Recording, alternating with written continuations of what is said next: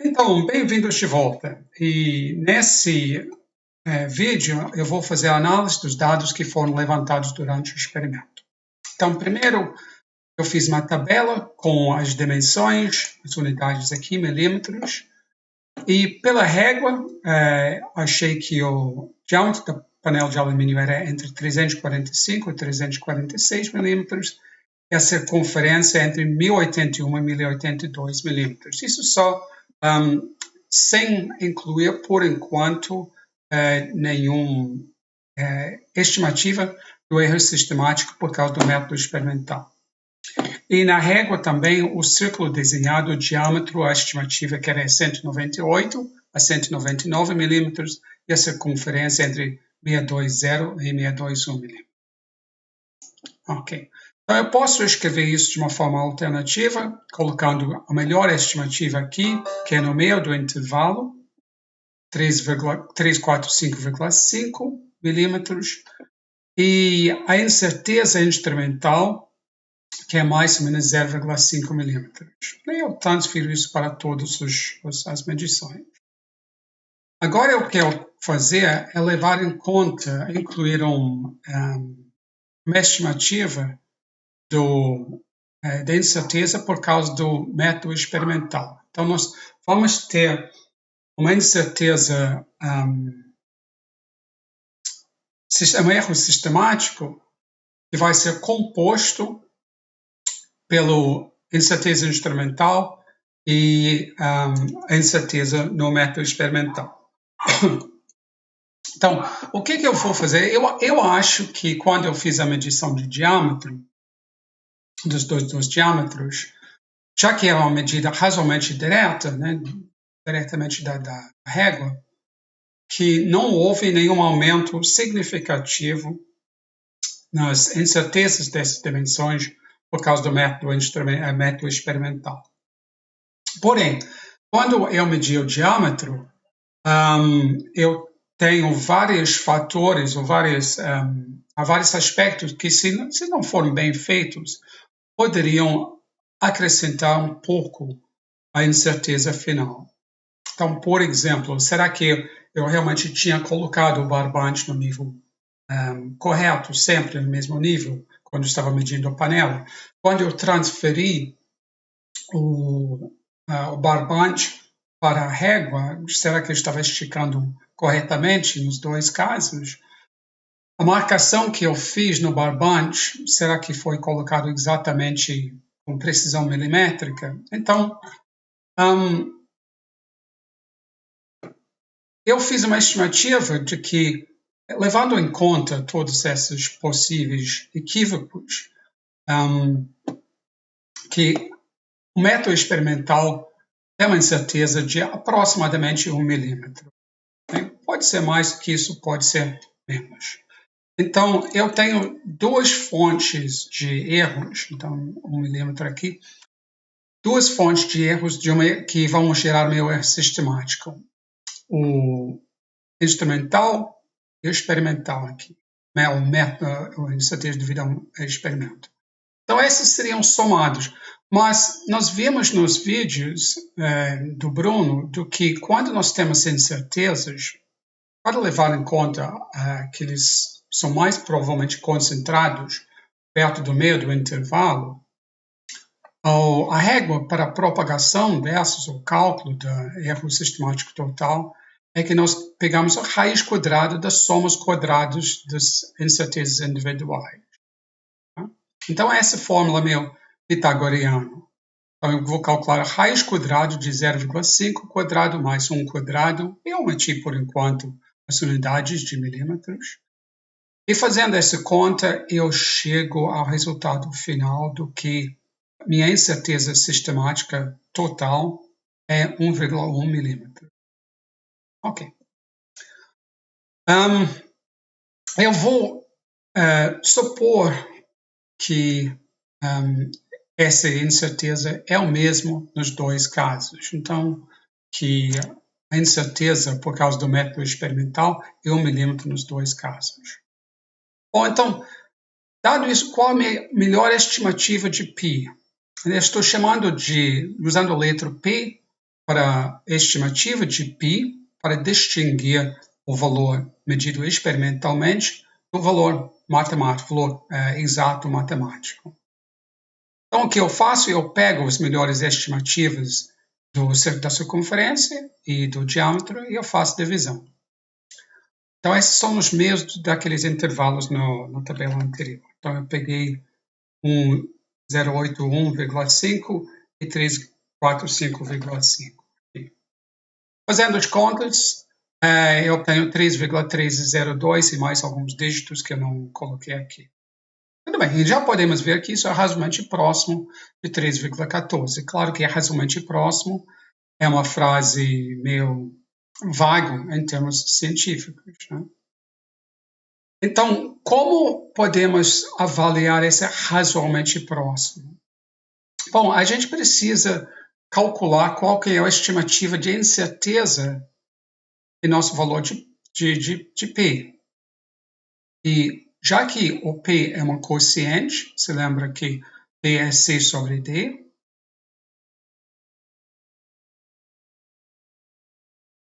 esse quociente, a regra para a propagação das incertezas, nesse caso, é que SP sobre P é o raiz quadrado de SC sobre C quadrado mais SD sobre D quadrado.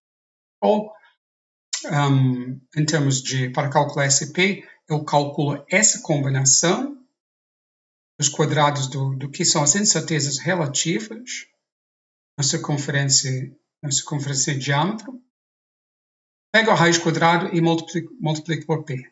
E fazendo isso na minha calculadora, dá um resultado sem arredondamento de 0,00553. Então aqui eu tenho uma ideia da precisão do meu experimento. Como sempre, arredondamos a incerteza para um algarismo significativo, então 553 é mais próximo de 600 do que 500, e nosso erro estimado em P é 0,006. Já que o erro tem o algarismo significativo é na terceira casa decimal depois da vírgula, eu arredondo meu cálculo de P aqui para a mesma casa decimal, terceira casa decimal. Então, 3,1302, etc., vai virar 3,130. Então, esse zero aqui é significativo. Ele diz que casa decimal com certeza é zero. Então, nosso resultado final para a estimativa de P usando a panela é 3,130 mais ou menos 0,006. Repare que isso não tem unidades. Π não tem unidades porque os milímetros na circunferência cancelaram com os milímetros no diâmetro. Pronto, e agora fazer a mesma coisa com o círculo desenhado. Então, como eu tinha falado, minha estimativa da incerteza no método experimental é o mesmo. Então, meu erro na circunferência, erro sistemático, é o mesmo, 1,1 milímetros. O cálculo é idêntico. O que vai ser diferente são os cálculos de P. Então, usando a circunferência e o diâmetro do círculo que eu medi, eu chego ao resultado de 3,1259. E a incerteza? Bom, eu faço esse continho de novo, agora com SC igual a 1,1 milímetros e SD 0,5 milímetros. E ao fazer as contas, eu descubro que desta vez a incerteza em P é 0,00962. Arredondamos isso para um algarismo significativo e desta vez, bom, isso seria 0,0096, então isso vai arredondar para o 0,01. Então, a incerteza fica na segunda casa decimal. Então, isso que significa que esse método foi menos preciso. Né? Menos preciso porque sua incerteza é maior do que 0,006 anteriormente. Bom, já que a incerteza é na segunda casa decimal depois da vírgula, eu tenho que arredondar P, nesse caso, também para a segunda casa decimal. Então, 3,1259 vai virar 3,13. Então, o meu resultado final para o para P, calculado, ou estimado usando o círculo desenhado, é 3,13 mais ou menos 0,01. Agora, quais são as precisões e a acurácia desses dois valores? Bom, a precisão é representada pela incerteza. Podemos ver que a precisão de π, usando a panela de nossa estimativa de π, usando a panela, então é 0,006. Enquanto o círculo desenhado tem uma precisão menor, porque a incerteza é levemente menor, de 0,01. Então, incertezas maiores significam precisões menores. É interessante expressar esses valores em termos do que é chamado incerteza relativa. Incerteza relativa num valor, a gente divide o erro, a incerteza, pelo valor estimado. Então, no caso do panela, isso fornece 0,002, e no caso do círculo 0,003, também arredondados para uma casa decimal. E às vezes é até mais útil escrever isso em termos de uma incerteza percentual, que é simplesmente 100 vezes a incerteza relativa. Então, em termos de porcentagem, as incertezas percentuais são 0,2% e 0,3%, respectivamente.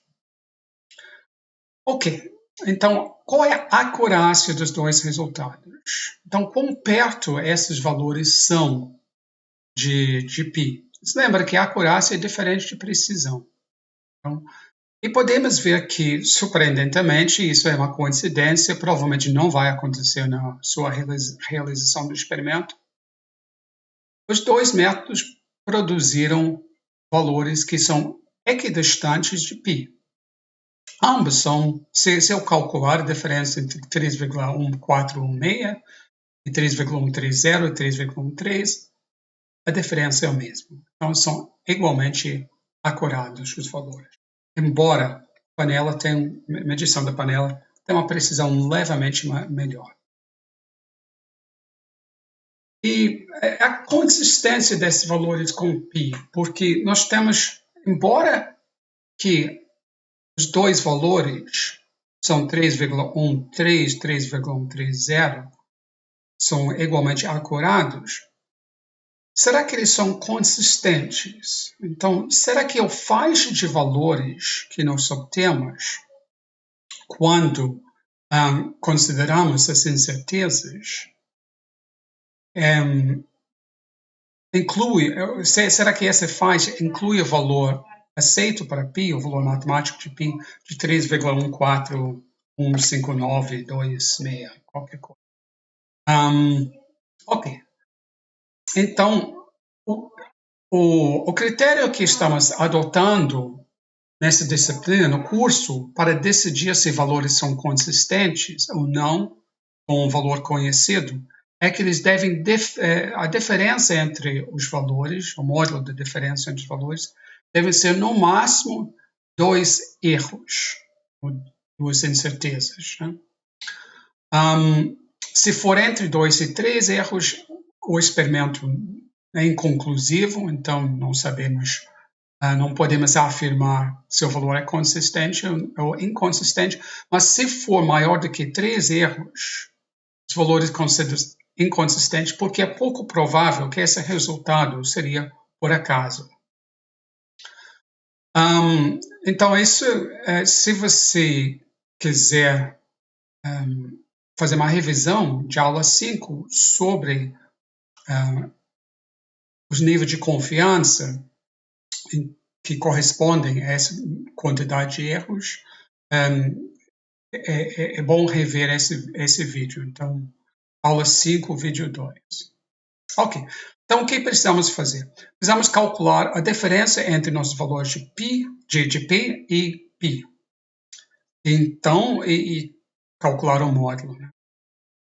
Então, para a panela, essa diferença é 0,012. Você lembra que nós temos 3 algoritmos, 3 casas decimais, então arredondei π para 3 casas, para a terceira casa decimal, 3,142, e fez a diferença. Essa diferença é 0,012. Lembrando que o erro é 0,006, isto é exatamente 2 vezes nosso erro. Com a diferença de 2 erros, os valores de P e π são compatíveis, mas o experimento é bem no limite de compatibilidade. Se fosse um pouco diferente, se nosso valor de P era um pouco menor, com essa incerteza, o experimento seria inconclusivo. Mas para o círculo desenhado, a diferença entre P e π é 0,01, que é exatamente um erro experimental usando esse método. Então, desta vez, o módulo de P menos π novamente é menor ou igual do que 2 vezes os erros, e a estimativa de P é compatível com π. Então, pelos 2 métodos, nós podemos dizer que o experimento rendeu resultados que são compatíveis com o valor de π. E algumas questões. Essas questões eles estão incluídas no fim do roteiro do experimento, e vocês a gente quer que vocês forneçam respostas a essas questões no fim do seu relatório. Então, o primeiro experimento é, se você acha que é melhor usar um objeto grande ou pequeno, maior ou menor, nos 2 métodos. Então, se há alguma vantagem ou desvantagem de usar objetos grandes ou pequenos. E segundo, quando eu estava medindo as circunferências nos vídeos, eu fiz somente uma vez. Para mim já foi trabalho suficiente para fazer isso, tanto os diâmetros quanto as circunferências. Você acha que faria alguma diferença, então, realizar essas medições várias vezes? Você pode imaginar que os resultados talvez sejam diferentes. E se você fizer isto, como você calcularia as incertezas nesse caso? Se nós temos um conjunto de valores de circunferência e diâmetro.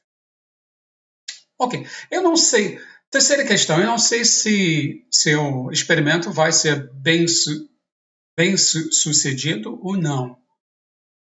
Se suas precisões vão ser melhores ou piores do que as minhas. Mas, pensando em como você realizou o experimento, você consegue pensar de alguma forma, alguma maneira de aumentar a precisão e a acurácia modificando seu método experimental?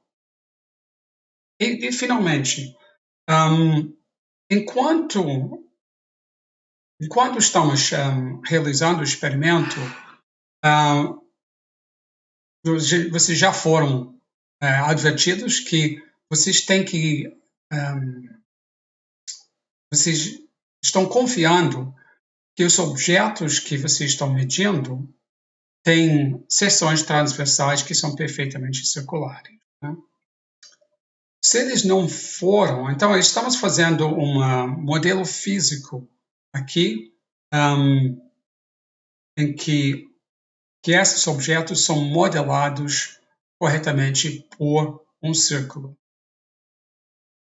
Como você poderia verificar se essa hipótese que estamos usando realmente é válida, ou seja, que os objetos usados são suficientemente circulares para o propósito do experimento?